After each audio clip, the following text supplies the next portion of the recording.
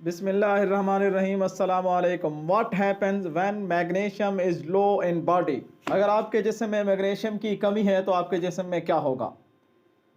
हम अक्सर कैल्शियम और विटामिन डी के मुतालिक बकसरत डॉक्टरों से सुनते हैं और हमेशा उन चीज़ों को अपने जिस्म में ले जाने की कोशिश करते हैं, लेकिन हमने बहुत कम ये सुना होगा कि अगर हमारे जिस्म में मैग्नीशियम की कमी हो जाए तो फिर हमारे जिस्म के साथ क्या होता है। आज की इसी वीडियो में हम आपको बताएंगे कि अगर आपके अंदर ये अलामात पाई जाती हैं तो डेफिनेटली आपके अंदर मैग्नीशियम की कमी हो रही है और आप अपने कंसल्टेंट से मशवरा करने के बाद मैग्नीशियम के इनटेक को बढ़ा दें।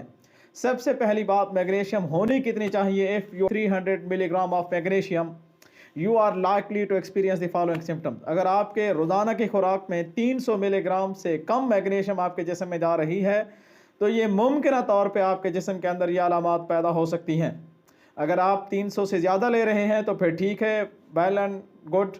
जो मेंस हैं उनके लिए जो डेली रिक्वायरमेंट्स वैसे है 400 से 420 मिलीग्राम और इसी तरह वुमेन के लिए 310 से 320 मिलीग्राम एसेंशियल है।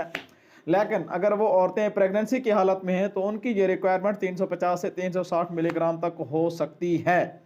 सबसे पहली बात कि अगर आपके जिस्म में मैग्नीशियम की कमी है तो मसल क्रैम्पिंग होगी एंड स्पॉज हैपन फ्रीक्वेंटली। आपके मसल बार बार क्रैम्प होंगे, बार बार अकड़ाव हो जाएगा। अमूमन रात को सोते हुए हमारी ये पिंडलियाँ आप देख रहे होंगे, इस जगह पे पिंडलियों के ऊपर यहाँ दर्द होता है, पेन होता है, ये अकड़ाव हो जाता है। ये अक्सर मैग्नीशियम की कमी की वजह से होता है। उसके बाद दूसरे नंबर पे हमारे पास है you might experience irregular heart beats. आपकी जो दिल की रफ्तार है, जो हार्ट बीट है, वो बेकायदा हो सकती है क्योंकि मैग्नीशियम एक ऐसी चीज़ है जो आपके दिल के प्रेशर को न सिर्फ मेंटेन रखता है बल्कि जो हार्ट रिदम है उसको भी बरकरार रखता है। अगर आपके जिस्म में मैग्नीशियम का लेवल कम है तो इर्रेगुलर हार्ट बीट होगी और इसके साथ साथ जो कार्डियोवैस्कुलर इश्यूज़ हैं वो भी सामने आ सकते हैं। उसके बाद आगे है हमारे पास चौथे नंबर पे anxiety, depression, seizures become a frequent occurrence. अगर आपके जिस्म में मैग्नीशियम की कमी है तो आप डिप्रेशन के मरीज़ हो सकते हैं। आपका जो एनैक्सिटी लेवल है वो भी बरकरार रहेगा अगर आपके जिस्म में मैग्नीशियम की कमी है। अगर आप चाहते हैं कि आप न्यूरोलॉजिकल यानी आसाबी बीमारियों से महफूज रहें, डिप्रेशन आपके करीब ना आए, आपको परेशानी ना हो, पैनिक अटैक ना हो, तो मैग्नीशियम के लेवल को बरकरार रखने की हर मुमकिन हद तक कोशिश करें। नंबर 5 है बोन फ्रैक्चर्स बिकम कॉमन। अगर आपके जिस्म में मैग्नीशियम की कमी है तो आपकी जो हड्डियों की ओवरऑल सेहत है वो कम हो सकती है। हमने कैल्शियम और विटामिन डी के मुतालिक बहुत कुछ सुना हुआ है, लेकिन दर हकीकत लो मैग्नीशियम लेवल भी आपकी जो हड्डियों की डेंसिटी है उसको कम कर देता है, जिसकी वजह से ओस्टियोपोरोसिस एक हड्डियों की बीमारी है उसका ख़तरा बढ़ जाता है। अगर आपके जिस्म में मैग्नीशियम ठीक तरीके से है, मुकम्मल मौजूद है, तो हड्डियाँ तवाना और ताकतवर रहेंगी। उसके बाद number 6, you got fatigued easily. अगर आपके जिस्म में मैग्नीशियम की कमी है तो आप हर वक्त थके हुए अपने आप को महसूस करेंगे क्योंकि आपका जो मेटाबॉलिज्म है, जिसको जो एनर्जी प्रोड्यूस करने वाला एक अहम तरीन केमिकल है जिसको हम ATP कहते हैं, एडिनोसिन ट्राईफॉस्फेट, ये आपकी जिस्म की एनर्जी करेंसी होती है। अगर आप कि जिसमें में मैग्नीशियम कम है तो ये ATP की जो पैदावार है, जो एनर्जी करेंसी है, वो कम होगी, जिसके नतीजे में आपका जिस्म हर वक्त थकावट महसूस करेगा। 7वें नंबर पे है you are unable to sleep properly. Magnesium का कम हो जाना आपके मुख्तलिफ किस्म के हार्मोन को डिस्टर्ब करता है और स्पेशली आपके जो स्ट्रेस हार्मोन्स हैं वो इन्हेंस हो जाते हैं और जो नींद वाले हार्मोन्स हैं उनकी कमी हो जाती है। लो मैग्नीशियम लेवल की वजह से ये इम्बैलेंस, गैर मुतवाज़िन सूरत हाल पैदा हो जाती है और आपके जिस्म में टेंशन और एनेक्सिटी पैदा होने की वजह से जो आपकी क्वालिटी नींद है वो डिस्टर्ब हो जाती है।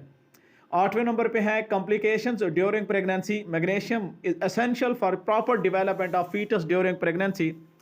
प्रेगनेंसी के दौरान आपके जिस्म में मैग्नीशियम का होना इंतहाई ज़रूरी है क्योंकि जो फीटस है, जो बच्चा नोशो नमा कर रहा है, आपके जिस्म में जो मौजूद है उसके लिए मैग्नीशियम इंतहाई ज़रूरी है।